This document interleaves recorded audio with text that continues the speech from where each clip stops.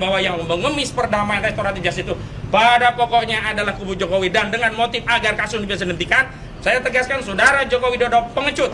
Dia hanya berusaha menjatuhkan mental Pak Roy Suryo dan kawan-kawan dengan membuat laporan polisi. Dikira setelah membuat laporan polisi, Pak Roy Suryo takut, langsung datang sowan ke Solo, nyembah, berlutut, mencium kaki Jokowi dan minta maaf, damai, dan kasusnya berhenti. Dan dengan perdamaian itu seolah oh ini sudah selesai, damai, ijazahnya asli ya, Pak Roy Suryo sudah ngakui. Tapi ternyata tidak.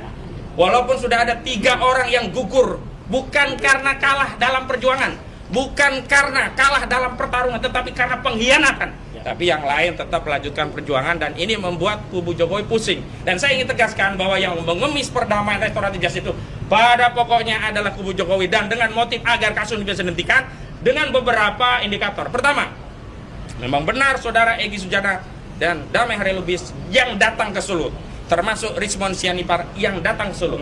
Tetapi kedatangan itu tidak terjadi tanpa sebab.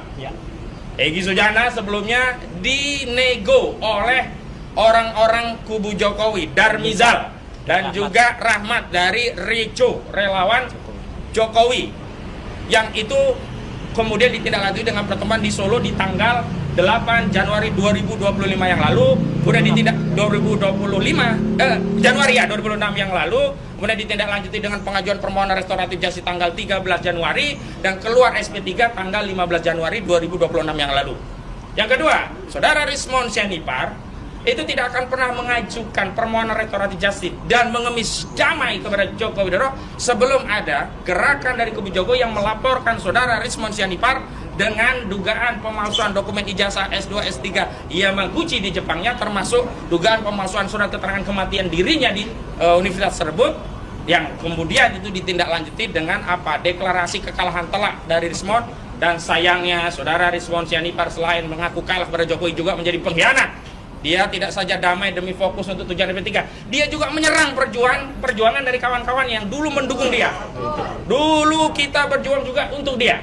Nah, karena itu kami simpulkan bahwa hari ini kepada seluruh rakyat Indonesia, kasus ini berbelit-belit, yang keroknya Jokowi, bukan kami. Kami sudah siap untuk menghadirkan bukti, saksi, ahli, dan segala yang berkaitan dengan proses hukum ini di pengadilan yang terbuka untuk umum.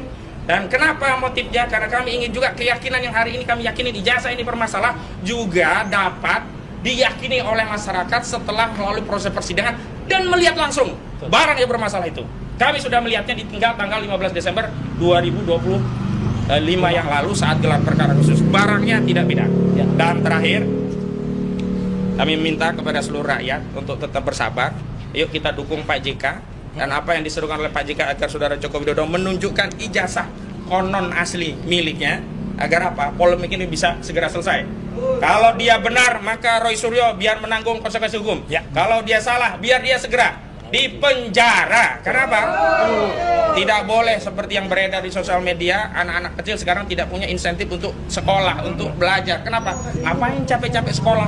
Ngapain capek-capek belajar? Buang ijazah palsu saja bisa jadi presiden. Ngapain? Kita bisa aja beli di UGM. Nah, ini kita nggak mau yang seperti ini. Jadi jangan anggap sepele kasus ijazah palsu. Itu pengantar dari saya. Selanjutnya kepada Pak Roy Suryo yang hari ini juga wajib lapor. Silakan Pak. Langsung saya? Ya. Oke. Nanti yang lain nyusul. Baik, Assalamualaikum warahmatullahi wabarakatuh. Waalaikumsalam. Ya, saya berdiri di sini bersama dengan teman seperjuangan saya, ya, Bu Kurnia Triyohani, dan juga salam dari Pak Rizal Fadila, salam dari Mas Rustam Effendi, yang kami satu grup pembela, yaitu TAKA, itu mengaturkan salam juga dan selamat Hari Raya untuk teman-teman semua yang belum sempat ketemu langsung, ya. Dan juga di sisi sana ada sahabat kita juga, ya, Dr. Tifa, yang juga dibantu oleh teman-teman lawyer yang lain. Artinya gini, tadi yang disampaikan oleh Pak Ustadz Kosinudin dan teman-teman lawyer yang luar biasa di sini adalah pernah juga dituliskan oleh Mas Lukas Luarso. Nah, kayak gini nih, ya. Kalau dulu hanya 2, kalau sekarang 3 tuyul, beda nasib. Ya lah. Yang 2 tuyulnya sudah riang gembira. Karena udah dapat SP3 itu ya? Yang 1 gigit jari. Oh. Ya.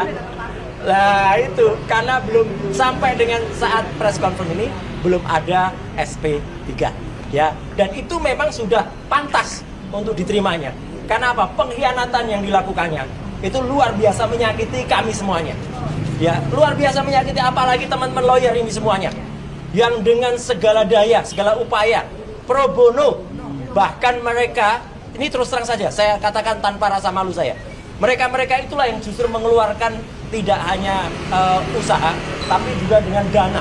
Untuk juga kemudian datang ke sini bersama-sama, kita makan di kantin bersama-sama, kita sholat bersama di masjid Polda, dan juga kita terus bersama tiap hari, tiap malam, dan lain sebagainya. Makanya saya singkat saja ya, tadi yang disampaikan oleh Mas Ustadz Kosinudin sebagai koordinator tim non litigasi kami bersama dengan Pak Petrus Celestinus koordinator litigasi adalah kami mendukung penuh ya upaya pelaporan dari Bapak Wakil Presiden kita yang ke-10 dan ke-12 yaitu Bapak Muhammad Yusuf Kalla untuk melakukan laporan, dan kemarin sudah diterima dengan di Bareskrim dengan STTL nomor 135/5/Bareskrim 2026.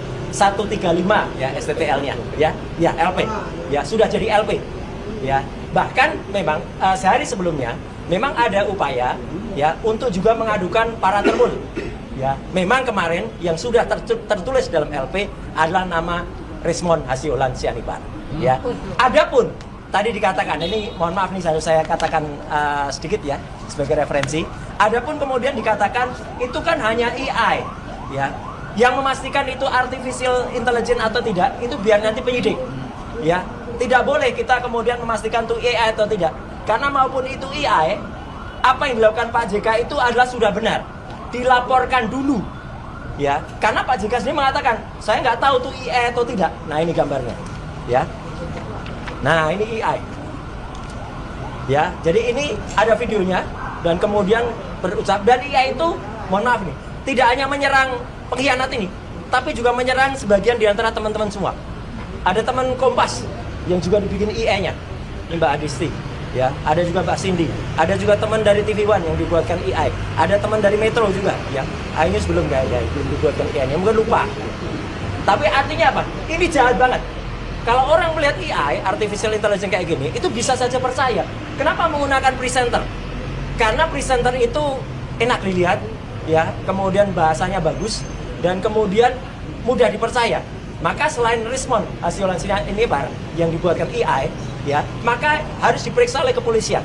Tapi yang jelas apa? Benar kata Pak JK bahwa kalaupun itu AI dan tidak, itu biarkan nanti dilidik, adalah yang jelas statement itu ada. AI itu juga pasti ada yang membuatnya. Nah, sekarang siapa yang membuatnya? Tidak mungkin setan, tidak mungkin tuyul yang membuat AI itu kan, gitu. Jadi tetap AI-nya harus ada yang dan celakanya apa? AI itu pun diglorifikasi, ya, diglorifikasi oleh beberapa kelompok. Itu sudah disebut oleh pengacaranya Pak JK kemarin, ya. Termasuk juga misalnya apa? Oleh tuyul-tuyul, ya, oleh para termul, ya, salah satunya termul akut ini yang sempat mengglorifikasi, ya. Saya lupa nih siapa namanya. Kalau nggak salah namanya Andi Asuwan, ya, ya gitu, ya. Loh, supaya jelas nanti nulisnya salah ya. Andi Asuwan, ya gitu, ya. Nih, ya, gitu, ya jelas. Dan diglorifikasi oleh kelompok, ini fakta ini ya, oleh kelompok yang namanya adalah Ceboker Nusantara, ya. Itu kelompok YouTuber, tapi saya kok terlalu indah kata YouTuber, Ceboker. Dan celakanya apa? Ceboker Nusantara itu, ya, dilakukan upacara selamatan, ya, upacara setahunnya, dan itu oleh bekas presiden juga, ya, gitu, oleh bekas presiden kita di Solo beberapa hari yang lalu, ya. Jadi artinya dia ikut memberikan ucapan selamat dan potong tumpeng. Padahal ketua dari Ceboker Nusantara itu adalah orang yang namanya adalah, saya sebut aja nggak apa-apa, Agri Fanani. Agri Fanani itu nama palsunya, lengkapnya namanya Thoyib Fanani. Bang Thoyib, ya, dia sekolah di Sekolah Tinggi Ilmu Pertanian di Solo, makanya dia menggunakan nama Agri karena pertanian itu adalah Agri, ya. Dan itu anggotanya, waduh, luar biasa hoaxnya. Nah, saya dalam waktu lain nanti akan mengungkapkan bagaimana itu, ya, tapi itu ada di Roy Suryo Official. Tapi artinya gini, yang jelas apa?